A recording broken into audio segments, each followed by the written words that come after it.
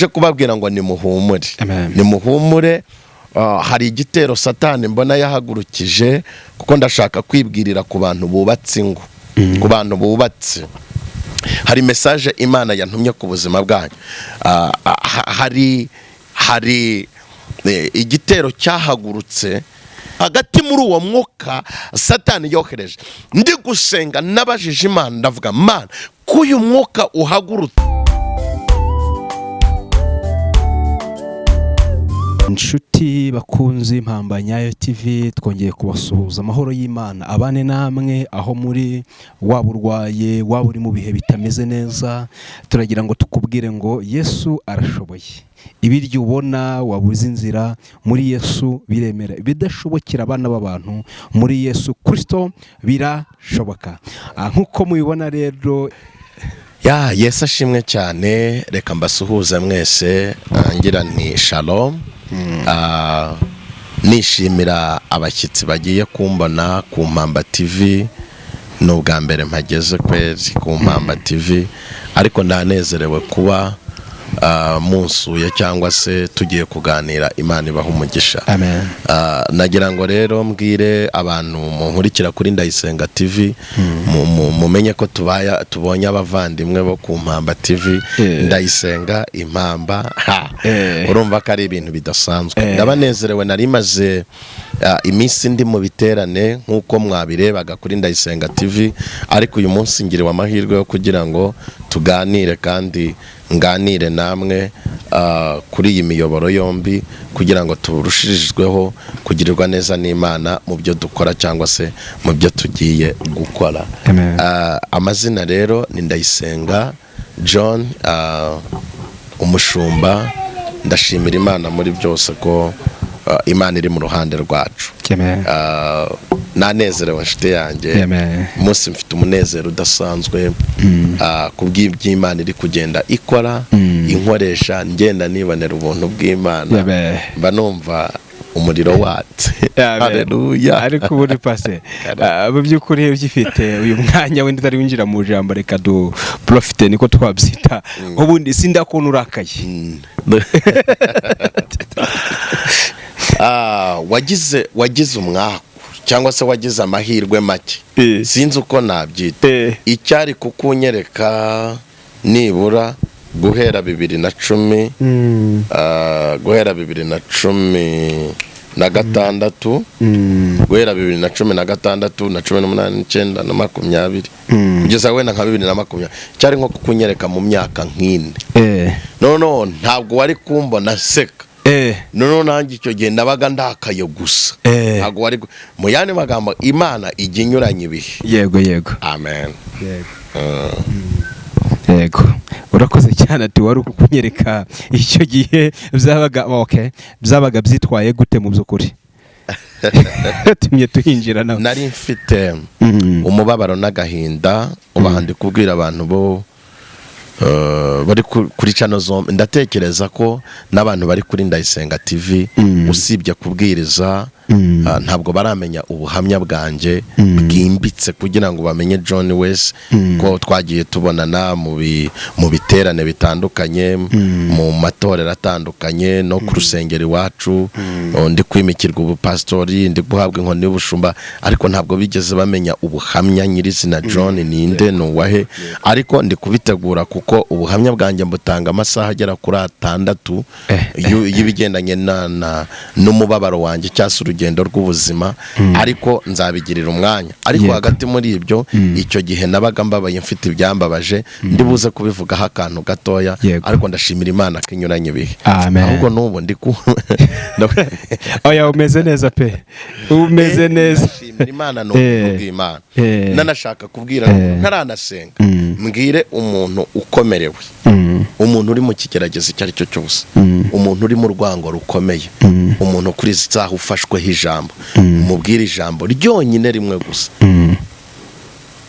rivuga ngo siko bizahora. Amen. Ntabwo ariko bizahora. Tuza umutima, siko bizahora. Ndabizi urahangayitse, ndanabibona uri kurira.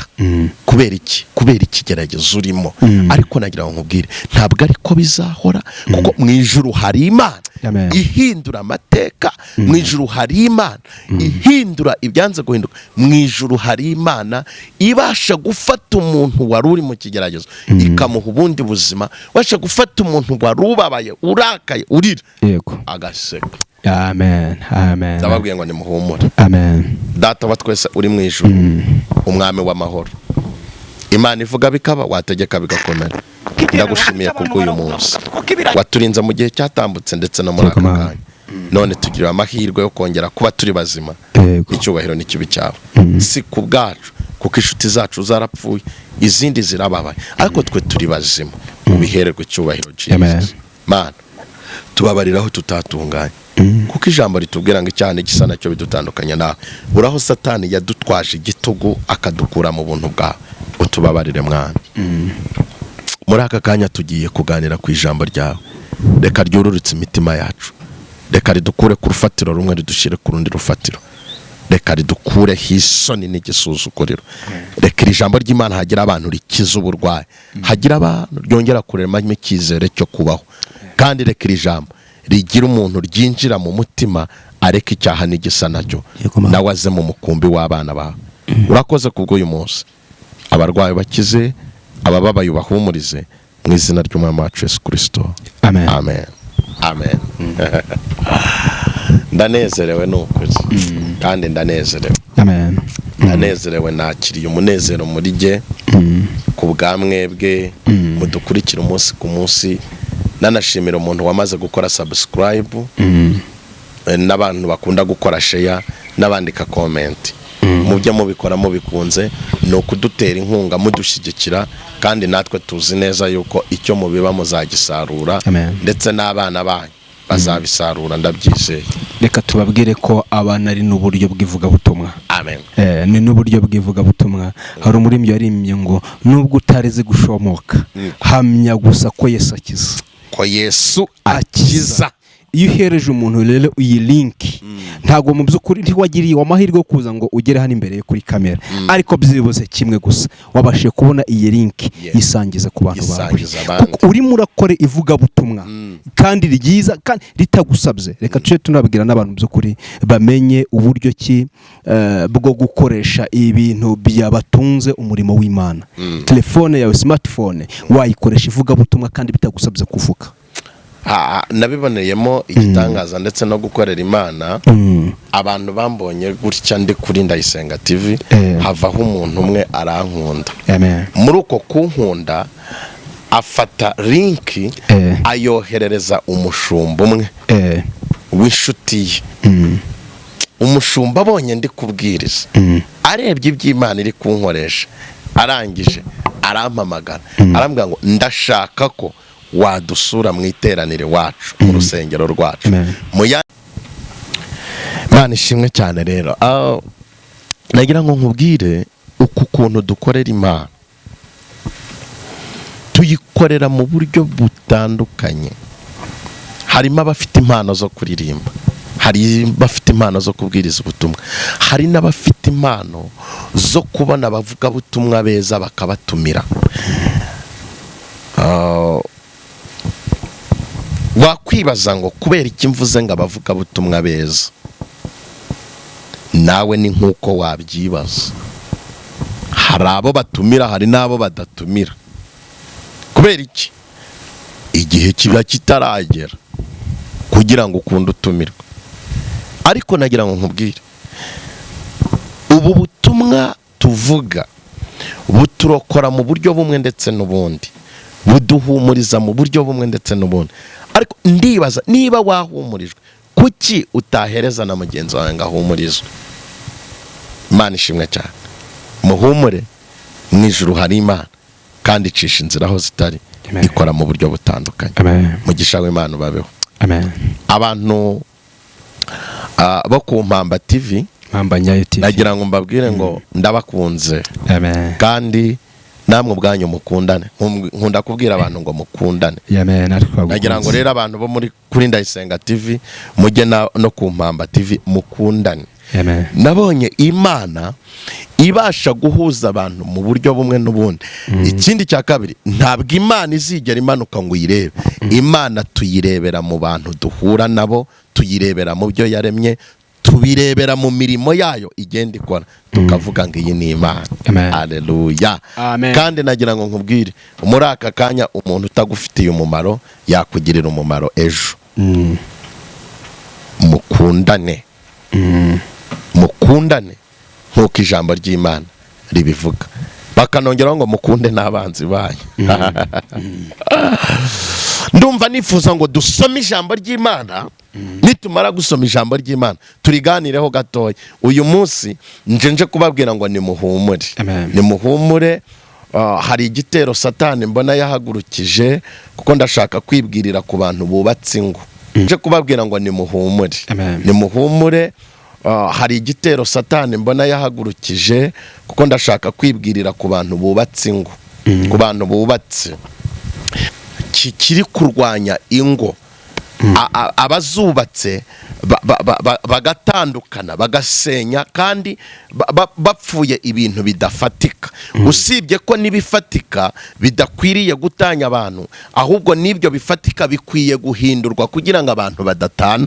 Ariko hagati muri ibyo Satani yahagurukiye ingo, arangije agafata ibintu bidafite uburemere, yarangiza akabiha uburemere mu mitima y'abantu, abantu bagatandukana. Nagira ngo mbahishurire uwo mwuka, kugira ngo nunitegereza ugasanga hari ikintu giteye urugo rwawe kitari kiremereye, ariko ukajya kwisanga ugasanga kiraremerejwe, umudamu arakiremereje, umugabo akakiremereza, kandi ukabona kiri gusatira ko urugo rusenyuka. Umenye ngo uwo mwuka Satani yohereje winjiriye urugo rwawe.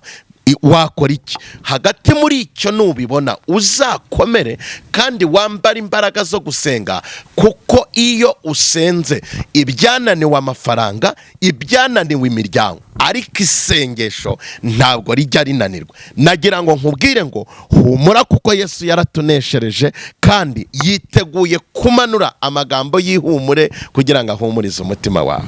Imana ishimwe cyane. Rero mureke dusenge. Ariko uyu munsi nitaye ku bantu bubatse ingo, ndetse no ku bantu ingo zari zisenyutse, nyagusenyuka mwana nataye. Ariko hagati muri uwo mwuka Satani yohereje, ndi gusenga nabajije Imana, ndavuga Mana, kuyu mwuka uhagurutse abantu bawe turaza kubaho dute? Kandi ko Satani ahagurukije ibitero, akanahagurukana imbaraga zitandukanye n'imbaraga zacu nkatwa abantu. Numva ijwi ry'Imana rimbwira ngo nimuhamagare Mwuka Wera azabafashe urwo rugamba. Reka nkubwire, umuntu ugiye kubaka urugo rugakomera ni umuntu ufite uwo Mwuka Wera. Umuntu ugiye kongera kugaruka mu rugo ni umuntu ufite Mwuka Wera. Umuntu ugiye kongera kubaka urugo rusa neza, rurimo umutekano, rurimo amahoro, rurimo ibyishimo, ni umuntu ufite Mwuka Wera. Kubera iki? Mana yavuganye nango nimbabwire ngo Mwuka Wera twamwohererejwe nk'umufasha ubasha kutuyobora no kudufasha, kugira ngo tubashe kunesha ibyari biduhagurukiye. Imana ishimwe cyane. Ndashaka kubwira umugabo uri hano, buri uko wagira amafaranga menshi, buri uko wagira igituza kinini, buri uko wasa neza, urakenera Mwuka Wera ubasha kukubashisha kuyobora urugo rwawe. Ndashaka kubwira umudamu nkurikiranye, buri uko waba umudamu mwiza, ugakora akazi keza, ukagira amafaranga, ukajya mu nzu nziza, mbese ugakoreshwa iby'ubutware nk'umubyeyi, urakeneye Mwuka Wera ukubashisha kukuyobora, kugira ngo ubashe kugera ku ntego wifuza, ndetse n'izo utari wateguye. Uwo Mwuka Wera arakeneye. Mwuka Wera abasore baramukeneye, Mwuka Wera abakobwa baramukeneye, Mwuka Wera abana bato baramukeneye. Bibiliya iratubwira ngo uwo mwuka nabamanukira azababashisha byose, azabamenyesha iby'ibyaha byabo. Reka nkubwire, ntabwo ushobora gutsinda icyaha udafite mwuka wera, kuko mwuka wera niwe ugusanga akakubwira ngo iki nikigukwiriye uri umubyeyi ukakireka, akakubwira ngo iki nikigukwiriye uri umusore ukakireka, iki ntugikwiriye uri umukobwa ukakireka. Ntabwo mwuka wera niwe aza akakubashisha, aza akakwemeza, aza akagusobanurira, akakubwira ngo ntabwo ari byiza yuko ukora ibi, Imana ikakorana nawe. Musabe mwuka wera. Reka nsome ijambo rimwe ndi gusoza, ntabwo binsaba gutinda uyu munsi. Reka dusome muri Bibiliya, dusome mu gitabo cya Zaburi yanditswe na Dawidi, Zaburi ya 93 umurongo wa 4 niwo nshaka ko tuvugaho, kandi Imana iraza kuguha umugisha.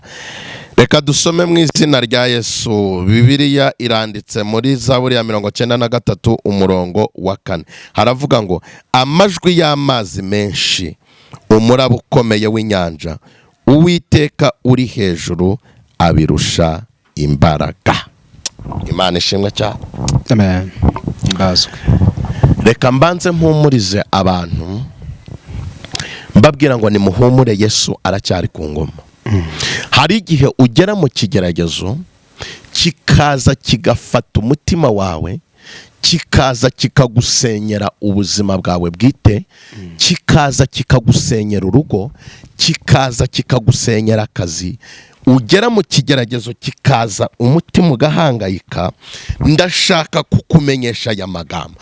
Hejuru y'icyo kiguhangayikishije umutima, hejuru y'icyo kiremereye umutima wawe, hejuru y'uwo wagukomerekeje, Uwiteka uri hejuru abirusha imbaraga.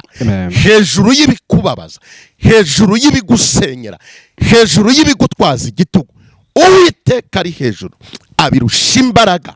Hejuru, aleluya, hejuru y'icyaha kikugose cyakugize imbata, niwe ukizi, niwe. Bibiliya iratubwira ngo ikintu kidutandukanya no mu maso y'Imana, ikintu kidutandukanya n'urukundo rw'Imana ni icyaha n'igisa nacyo. Hari igihe icyaha kiza kikakubata gitewe n'imbaraga z'ikuzimu, cyangwa kigaterwa n'imbaraga z'abarozi, cyangwa kigaterwa n'imyuka mibi, ariko kikaza kikakubata muri ayo masa, muri ako kanya ugatandukana n'urukundo rw'Imana. Nagira ngo nkubwire, hejuru y'imbaraga zigukoresha ibyo ngibyo, hejuru y'imbaraga z'ikuzimu, hejuru y'imbaraga z'abarozi, hejuru y'imbaraga z'abadayimoni, hejuru y'imbaraga z'ibikubabaza, Uwiteka uri hejuru abirusha imbaraga. Kanguha amakuru y'ukuri, uko byagenda uko ariko kose, buri kigerageza icyo ari cyo cyose wanyuramo, reka mpumurize umuntu muri aka kanya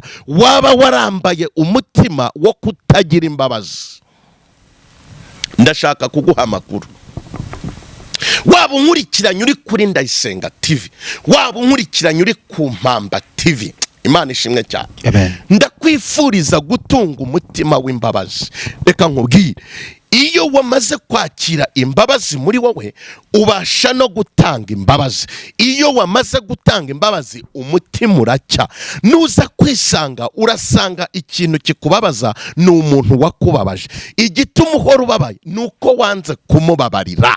Reka nkubwire, Bibiliya iratubwira ngo hanyuma y'imbabazi, hanyuma yo kubabarirwa, urubanza ruvaho. Uzabigerageza urebe, ndabigusabye, ushakishirize kuwaguhemukiye umubabarire. Uzamubona anyuze mu muhanda wumva umutima ntugukomanga, kubera ko watanze imbabazi, ibyo bivaho. Ariko uzareba umuntu wakubabaje, niyo muhuriye mu muhanda wari uri guseka, uhita utangira kwibuka ibyo yakubabajemo, ako kanya isura igahita ihinduka. Ariko nkibaza ko yinyuriye mu muhanda ukababara, wowe isura igahinduka, uri kubona hari icyo bimubwiye. Reka nkubwire, ukeneye kwakira umutima w'imbabazi. Ndagusengeye mu izina ry'umwami wacu Yesu Kristo nkorera, kugira ngo agutere mu mutima w'imbabazi, kugira ngo ubashe kuva mu kigeragezo urimo cyo kutababarira. Imana ishimwe cyane. Amen. Bibiliya iratubwiye ngo amajwi y'amazi menshi n'umuraba ukomeye w'inyanja. Reka nkubwire, ndi kuri uyu mwuka wahagurukiye ngo uzi ko Satana gutumaho umuntu w'inshuti yawe akakubwira ibintu by'ukuri ku rugo rwa by'ukuri, nawe ukabyumva ugasanga ni ukuri, ugasanga ufite ibimenyetso by'ukuri. Ariko nagira ngo nkubwire, hejuru y'ubwo hatangwa n'impamvu z'ukuri, impamvu izo arizo zose z'ukuri zatuma usenya, izo mpamvu zijya zihinduka mu izina rya Yesu. Reka ushakishe icyatuma urugo rwawe rwiyubaka kuruta guha agaciro k'impamvu zibifatika nawe ufitiye ibihamya byatuma usenya. Mana ishimwe cyane.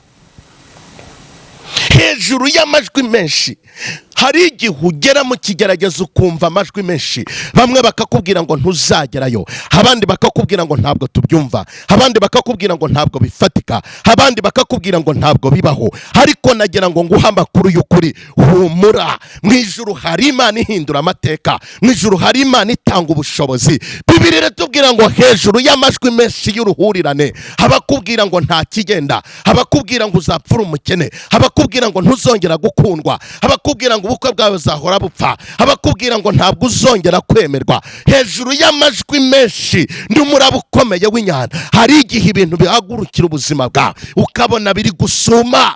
Ariko ijambo riratubwiye n'amajwi menshi n'umuraba ukomeye w'inyanja Uwiteka uri hejuru abirusha imbaraga. Reka nguhe amakuru y'ukuri, Uwiteka arusha imbaraga abarozi bakuroga, Uwiteka arusha imbaraga akazi bakwirukanyeho, Uwiteka arusha imbaraga abakoresha bawe, Uwiteka arusha imbaraga uburwayi buguhagurukiye, Uwiteka arusha imbaraga diyabete, Uwiteka arusha imbaraga umugabo wagutaye, Uwiteka arusha imbaraga umudamu wagutaye, Uwiteka arusha imbaraga ababyeyi bawe bapfuye.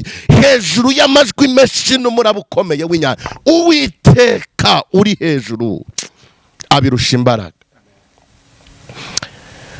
abirusha imbaraga, abirusha imbaraga. Igeze mbaho mu kigeragezo gikomeye, birananira ko ababyeyi bankura muri icyo kigeragezo, birananirana yuko inshuti zankura muri icyo kigeragezo, birananirana yuko amafaranga yankura muri iki kigeragezo. Ariko ndashimira Uwiteka wandikishije iri jambo kandi ngasanga ari ukuri. Reka nkubwire, hejuru y'amarirurira Uwiteka yarusha imbaraga, hejuru y'ibyo ugerageza gukora abantu bakabiroga bigapfa, hejuru y'uko ugerageza gucuruza ugahomba, hejuru y'uko wubaka inzu bakayiteza muri cyamunara, hejuru y'uko abantu bagufata ijambo ukaba igicibwa mu muryango, ukaba igicibwa muri sosiyete, hejuru hejuru hejuru hejuru y'urupfu rwagusuzuguye rukagutwarira uwo wakundaga, hejuru hejuru y'abagufasheho ijambo bavuga ngo ibikuriho niweho wabyikururiye bakabishakira n'impamvu n'ibihamya. Hejuru y'ibyo byose nagira ngo nkubwire ngo Uwiteka uri hejuru abirusha imbaraga. Muri aka kanya ndabyibutse nsanga Uwiteka we, Uwiteka ubirusha imbaraga, Uwiteka ubirusha imbaraga. Hano mba nuzuye amarangamutima, ariko rimwe na rimwe ku yandi marangamutima ubugenuzura amarangamutima y'ibyishimo. Ntabwo ibingibi, ntabwo amarira ndira hari ayo kwibuka hashije, ahubwo amarira ndira nayo kwibuka icyo Imana yakoze, aho yaje akaremerera byandemereraga, aho yaje akankura mu kigeragezo nari nabuze pfa na ruguru, aho yaje akongera akansubiza agaciro mu bantu, aho yaje akongera guhumuriza umutima wanjye, aho yaje akongera kunyambika ubwiza, aho yaje akongera kuvuga ngo mwana wanjye humura, uko narindi n'ubu niko ndi, nzanywe no kugutabara. Nanjye nkaba ndi mu bantu bashima Imana, mvuga ngo Mana warantabaye, Mana warakoze kunsubiza agaciro, Mana warakoze kongera kunyubakira, Mana warakoze kunkuriza umwana, Mana warakoze kundemera ishimwe. Ndashaka kubwira umuntu batanya abana, Imana yo mu ijuru iraje kubakuza. Ndashaka kubwira umuntu ushona ndetse n'abakomeye bananiye kukugaburira, ndashaka kukubwira mu ijuru hari Imana igitanga ubuzima, igitanga imibereho. Humura, humura, humura, humura, humura. Mu ijuru haracyari Imana idashobora kukwibagirwa nk'uko abantu bakwibagiwe. Ndashaka gusengera umuntu uri mu kigeragezo icyo ari cyo cyose, mu mpano ndetse n'ubushobozi Imana yampaye, mu mpano y'ibitangaza, mu mpano yo gukorera Imana mu kuri no mu mwuka. ndashaka gusengera buri kigeragezo waba uhagazemo aka kanya. Ndashaka kukubwira ngo izere Imana, izere noti kwizera John. Biblia nkunda kubabwira ngo kunkunda ni mu nkunda, ariko kwizera mwizera Imana. John ishobora kuguhinduka, ushobora no kumpamagara uyu munsi sinkwitabe kandi wari unyitezeho ubufasha ko kanya. Nawe urabizi hari abantu ujya witegaho ubufasha uzi ngo baragufasha uwo munsi, ariko ukabahamagara ugasanga telefone zavuyeho, cyangwa se wabasaba service ntibayiguha uwo munsi bakaguha indi minsi. Ariko turashimira Imana aho uyihamagariye niho igutabarira. Mwige guhamagara Imana ndetse no gusenga. Bantu munkurikira ku Mpamba TV, bantu munkurikira kuri Ndayisenga TV, muri inshuti zanjye, ariko nagira ngo nkubwire ikintu mbakeneyeho, ikintu nabiringiza, ikintu nabahuguraho, ikintu nababwira ngo inshuti zanjye mwirindire mu buzima bwo gusenga, kuko gusenga bijya bifata ibintu biri kure, isengesho rikabyigeze hafi. Gusenga bijya bifata ikintu kimeze nk'umusozi, isengesho rikakitsa kigahinduka nk'ikibaya. Gusenga bijya bihindura amateka y'umuntu wari ukennye agakira, wari ubabajwe n'umubiri akongera kunezezwa nawe. Gusenga bijya bihindura amateka. Uwicaraga hasi Imana ikamushyira hejuru, uwagendanaga n'amaguru akagenda n'imodoka. Gusenga bijya bihindura amateka y'ubuzima. Amen. Nibyo nkubwira nabo. Reka dusenga. Mana Data wa twese, ndasenze ndambuye iki kiganza mu mpano wampaye. Reka buri wese iki kiganza cyawe cyoherejwe na Mwuka Wera kimukoreho, kimukize indwara, kimukure mu gisuzuguriro, gihindura amateka y'ubuzima bwe, cyongere gukora ku buzima bwe, cyongere guhindura amateka y'ubuzima. Reka Data wa twese iri jambo hagira umuntu risubizamo imbaraga. Wari usenye yubake, wari ubabajwe ahumurizwe, wari wanze igisubizo abone igisubizo, wari ukomerewe yongere yoroherwe in the name of Jesus. Reka Data wa twese wari warafashwe ijambo nawe umuha ijambo. Reka Mana Data wari utwajweho igitugu na Satani, kuri iyi nshuro yumva ijwi rimubwira ngo humura kandi garuka. Yumva ibiganza bimwakira. Urakoze Mwami Yesu, urakoze Mwuka Wera, urakoze Mana Data wa twese. Ni mu izina ry'Umwami wacu Yesu Kristo tubisabye twizeye, amen. Nagira ngo mbwire abantu